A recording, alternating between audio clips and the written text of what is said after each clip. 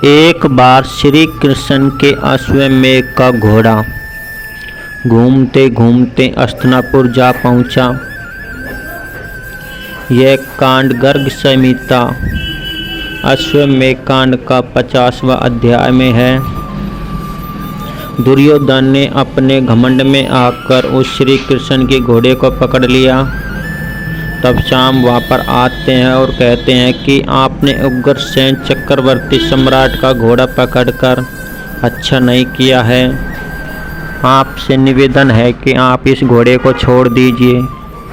परंतु दुर्योधन अपने घमंड में आकर उस घोड़े को नहीं छोड़ता है और युद्ध के लिए चुनौती दे देता है। तब हस्तिनापुर की ओर से भीष्म पितामह, द्रोणाचार्य और कर्ण, शकुनी और दुर्योधन आते हैं और श्याम की सेना से युद्ध करते हैं। भीष्म शाम से युद्ध करते हैं, अक्रूर जी कर्ण से युद्ध करते हैं और सारंग द्रोणाचार्य से युद्ध करते हैं और सारथिकी दुर्योधन से युद्ध करते हैं। दुर्योधन ने क्रौंच व्यूह बनाया और उसके मुख पर भीष्म पितामह को रखा। दोनों सेनाओं भीषण युद्ध होता गया। सांब ने अपने 10 बाण भीष्म की ओर छोड़े। भीष्म ने अपने पराक्रम से उन 10 बाणों को नष्ट कर दिया। फिर सांब ने पुनः 10 बाण छोड़े और 4 बाणों से उसके 4 अश्वों को यमलोक पहुंचा दिया और उसके रथ को नष्ट कर दिया और उसका कवच भी तोड़ दिया। और एक बाण से भीष्म के धनुष की टंकार भी टूट गई और भीष्म रथविहीन हो गया। तब सामने कहा कि आप मेरे बुजुर्ग हैं और आयु में बड़े हैं, मैं आपसे रथविहीन होकर युद्ध नहीं कर सकता, इसलिए आप मेरे से एक रथ ले लीजिए। यह भीष्म पितामह को अपमान लगा और उसने क्रोध में आकर गदा से श्याम के ऊपर प्रहार किया। श्याम कुछ समय के लिए मूर्छित हो गया और वह युद्धभूमि से कुछ क्षण के लिए बाहर हो गया। अक्रूर को कर्ण ने परास्त कर दिया और सारंग को द्रोणाचार्य ने परास्त कर दिया और दुर्योधन सारथिकी से परास्त हो गया। दुर्योधन को बचाने के लिए भीष्म वहाँ पर आते हैं। पुनः सांब को होश आता है और वह प्रचंड वेग से कौरवों की सेना का नाश करते हुए भीष्म की ओर आते हैं, युद्ध करने लगते हैं। तभी कुछ देर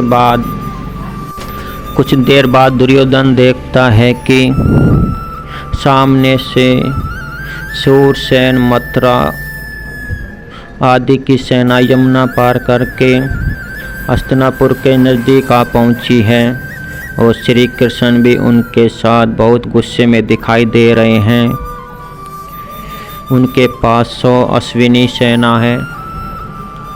यह देखकर दुर्योधन भीष्म हस्तिनापुर में धृतराष्ट्र के पास आते हैं और कहते हैं कि अब हमें क्या करना चाहिए।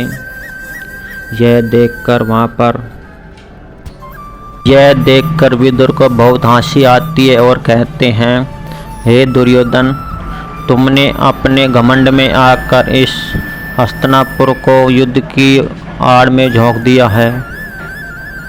तुमने श्री कृष्ण त्रिलोकपति सुदर्शन चक्रधारी श्री कृष्ण से शत्रुता लेकर अच्छा नहीं किया है, क्योंकि श्री कृष्ण ने देव, असुर और दानवों को परास्त किया है। तुम सब मिलकर भी उनका कुछ नहीं बिगाड़ सकते। तुम्हें विनती करते हुए उस घोड़े को लौटा दो और उनसे क्षमा याचना करो। यह सुनकर सभी श्री कृष्ण के पास घोड़े को लौटा देते हैं और क्षमा याचना करते हैं। तब श्री कृष्ण उनके ऊपर प्रसन्न हो जाते हैं और कहते हैं कि ठीक है, तुम कुशल रहो, परंतु तुम्हें भी अब इस अश्व की रक्षा करनी है। दुर्योधन अपने राजमहल वापस आ जाता है तभी भीष्म पितामह भी उसकी घोड़े की रक्षा करने के लिए चले जाते हैं। जैसे युद्ध समाप्त होता है तो तब श्री कृष्ण कुस्तलीपुरी वापस आ जाते हैं और भीष्म भी उस अश्वमेध की रक्षा के लिए चले जाते हैं। यदि आपको वीडियो बढ़िया लगे तो वीडियो को शेयर अवश्य करें, कमेंट में जय श्री कृष्ण अवश्य लिखें।